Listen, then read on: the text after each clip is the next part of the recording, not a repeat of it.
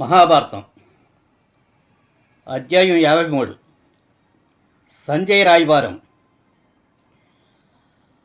పాండవులు విరటన్ రాజ్యంలో ఉపప్లావి పట్టణంలో నివసిస్తున్నారు.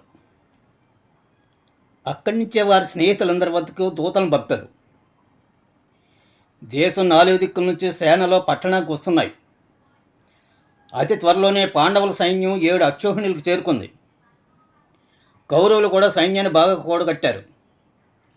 వారు 11 అక్షోహిణులు సమీకరించారు. యుద్ధం ఆనాడు కూడా ఈనాటి మాదిరిగా కొన్ని సూత్రాలను అనుసరించి జరిగేది. ఆనాడు ఒక అక్షోహిణిలో అంటే 21,870 రథాలు, అంతే సంఖ్యలో ఏనుగులు, దీనికి 3 రెట్లు గల గుర్రాలు, అంతకు 5 రెట్లు పదాతి దళాలు ఉండేవి. వీటన్నిటికీ సరిపడా అన్ని రకాల ఆయుధాలు, ఇతర యుద్ధ సామాగ్రి ఉండేది. ద్రౌపదిని బ్రాహ్మణ రాయబారి ధృతరాష్ట్రుడు సభామందిరానికి వెళ్ళాడు. ఒకరినొకరు పరిచయం చేసుకున్నారు. ఆహ్వాన గౌరవాలు, కుశల ప్రశ్నలు అయ్యాక రాయబారి సభను ఉద్దేశించి పాండవుల పక్షాన్ని మాట్లాడడం మొదలెట్టాడు. న్యాయం నిత్యమైనది. అలాంటి న్యాయంలోనూ బలము ఉంటుంది.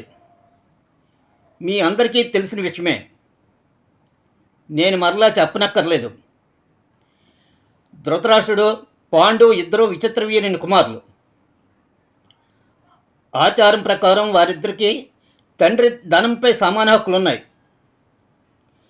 దీన్ని ఎలా ఉంచితే ధృతరాష్ట్రుని కుమారులు రాజ్యం అంతటినీ తమ వశం చేసుకున్నారు. పాండుకుమారులకు వారికి రావాల్సిన పృథ్వీరాజ్యభాగం వారికి లేకుండా పోయింది. ఇలాంటి పరిస్థితి న్యాయ సూత్రాలు సమ్మతింపవు. ఓ కురువంశ జాతులారా, పాండవులు శాంతిని కోరుతున్నారు. జరిగినవేవో జరిగిపోయాయి. వారు అనుభవించిన కష్టాలు మర్చిపోవడానికి సిద్ధంగా ఉన్నారు. యుద్ధం చేయడానికి వారికి ఇష్టం లేదు. యుద్ధం వల్ల మంచి కన్నా సర్వనాశనం ఎక్కువ జరుగుతుందని వారికి తెలుసును.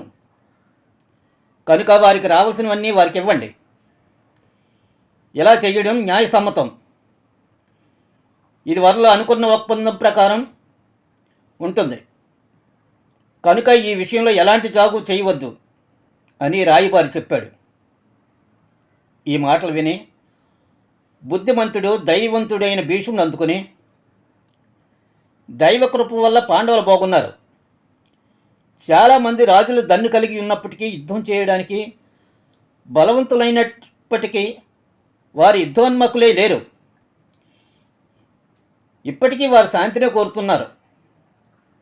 వారి ఆస్తి వారికి అప్పగించడమే ఇప్పుడు చేయవలసిన పని అంటూ ఏదో చెప్పబోతుండగా కోపంతో కర్ణుడు లేచి రాయబారితో ఇలా అన్నాడు. నీవు చెప్పే దానిలో ఏదైనా కొత్త అంశం ఉన్నదా? పాత కథే చెప్పడం వల్ల ప్రయోజనం ఏముంది? జోదంలో తాను పోగొట్టుకున్న ఆస్తిని మళ్ళీ నాది అనే ఇప్పుడు ఎలా అనగలరు? మత్స్యపాంచాల రాజుల దన్ను చూసుకుని యుధిష్ఠిరుడు ఇలా ధర్మోక్తులు పలుకుతూ నాది నాది అంటూ కోరరాంది కోరుతున్నాడు.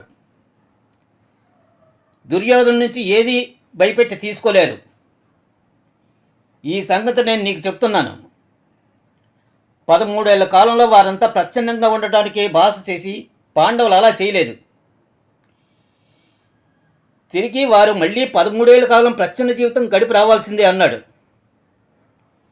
దీనికి భీష్ముడు అడ్డు వస్తూ, ఓ రాధయ్య, నీవు బుద్ధి లేకుండా మాట్లాడుతున్నావు. ఈ దూత చెప్పిన ప్రకారం మనం చేయనప్పుడు మన పైన యుద్ధం వచ్చి పడుతుంది. అలా జరిగితే మన పరాజయం తప్పదు. దుర్యోధనుడు సహా మనమందరము చావవలసిన వాళ్ళమే అన్నాడు. దీంతో సభలో కలకలం రేగింది. ధృతరాష్ట్రుడు కలగ చేసుకున్నాడు. రాయబారిని ఉద్దేశించి, ప్రపంచ ఉపకారాన్ని, పాండవుల క్షేమాన్ని నేను దృష్టిలో ఉంచుకొని సంజయుని వారి వద్దకు పంపాలని నిశ్చయించాను. తమరు వెళ్ళి యుధిష్ఠిరుడితో ఈ విషయం చెప్పండి అన్నాడు. తర్వాత ధృతరాష్ట్రుడు సంజయుడిని పిలిచి ప్రత్యేకంగా తన ఆజ్ఞలు తెలియజేశాడు. సంజయ, నీవు పాండవుల వద్దకు వెళ్ళు. వారికి నా ప్రేమ వాంఛలను తెలుపు. కృష్ణ సాత్విక విరుటిని అడిగి చెప్పు అడిగినట్లు చెప్పు. అక్కడున్న రాజులందరికీ నా గౌరవ మర్యాదలను తెలియజేయి. నా పక్షాన నీవు పాండవుల వద్దకు వెళ్ళి సౌమ్యవాక్యాలతో వారి యుద్ధం మానేట్లుగా చెయ్యి అన్నాడు. సంజయుడు శాంతి దౌత్యానికి యుధిష్ఠిరుడి వద్దకు వెళ్ళాడు. ప్రారంభ అభివాదాలు, ఆలింగనాలు, కుశలాలు తర్వాత యుధిష్ఠిరుడి కొలువులో తన దౌత్యం గురించి చెప్పడం ప్రారంభించాడు. ఓ ధర్మపుత్ర, నిన్ను నా కన్నులారా చూసే భాగ్యం లభించినందుకు నేను చాలా అదృష్టవంతుని. రాజులు పరివేష్టించిన ఉండా నీవు ఇంద్రుల్లా దర్శనమిస్తున్నావు. ఈ దృశ్యం నాకు ఆనందదాయకమైంది. రాజు ధృతరాష్ట్రుడు మీకు తన ఆశీర్వచనాలు తెలియజేయమన్నారు. మీరంతా ఆనందంగా ఆరోగ్యంగా ఉండాలని తెలపమన్నారు. అంబికేయుడు యుద్ధ ప్రసంగాన్ని అసహించుకుంటున్నాడు.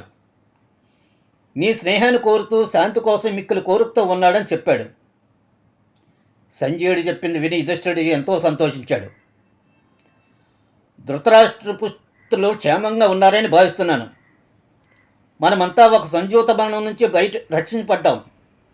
నేను కూడా యుద్ధాన్ని కోరుకోవడం లేదు, శాంతినే అభిలషిస్తున్నాను. మా రాజ్యాన్ని మాకు ఇచ్చేస్తే మేము పడ్డ కడగంటల స్మృతులన్నీ తుడిచివేసుకుంటాం అన్నాడు సంజయుడు. తుడిచివేసుకుంటామన్నాడు. సంజయుడు ధృతరాష్ట్రుని కుమారులు మెడదోవ బట్టి మూర్ఖంతో ఉన్నారు. వారి తండ్రి సలహాలను, తాత బుద్ధి వ్యాఖ్యలను లక్ష్యపెట్టిగా వారి మునుపటి మాదిరిలాగే క్రూర స్వభావంతో ఉన్నారు. నీవు మాత్రం శాంతాన్ని ఊర్మిని విడిచిపెట్టొద్దు. యుధిష్ఠిరా, ఎల్లప్పుడూ నీవు ధర్మ మార్గానే నిలిచి ఉంటావు. యుద్ధము దానివల్ల వచ్చే చెడు మనం విసరించొద్దు. యుద్ధం చేసి అందరినీ చంపి రాజ్యాన్ని సంపాదించి దాని నుంచి మనం ఏం పొందగలం? కనుక యుద్ధ యత్నాలు ప్రారంభించవద్దు అన్నాడు. దానికి యుధిష్ఠిరుడు, సంజయ, నువ్వు చెప్పేది నిజమే.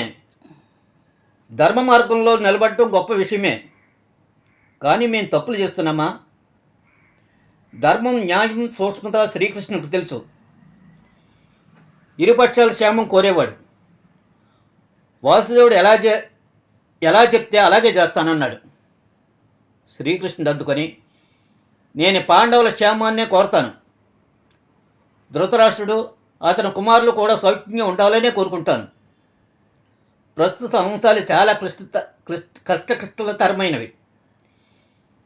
నేనే స్వయంగా హస్తినాపురం వెళ్తే ఈ వ్యవహారాన్ని పరిష్కరించగలని నాకు తోస్తున్నది. పాండవుల క్షేమానికి అడ్డు రాకుండా కౌరవుల నుంచి నాకు శాంతి మార్గం దొరికితే అంతకన్నా గొప్ప ఆనందం నాకు లేదు. అలా చేయడంలో నేను జయం పొందితే కౌరవులు మృత్యుముఖం నుంచి బయటపడినట్లే. శాంతి మార్గంలో పాండవులు వారికి రావాల్సింది వారు పొందిన ధృతరాష్ట్రుని భక్తితోనే సేవిస్తూ ఉంటారు. వారు మరి ఏమీ కోరరు. కానీ అవసరమైతే యుద్ధానికి వారు సిద్ధంగానే ఉన్నారు. శాంతి, యుద్ధం ఈ రెండిట్లో ధృతరాష్ట్రుడికి ఏది కావాలో అదే ఎన్నుకుంటాడు అన్నాడు.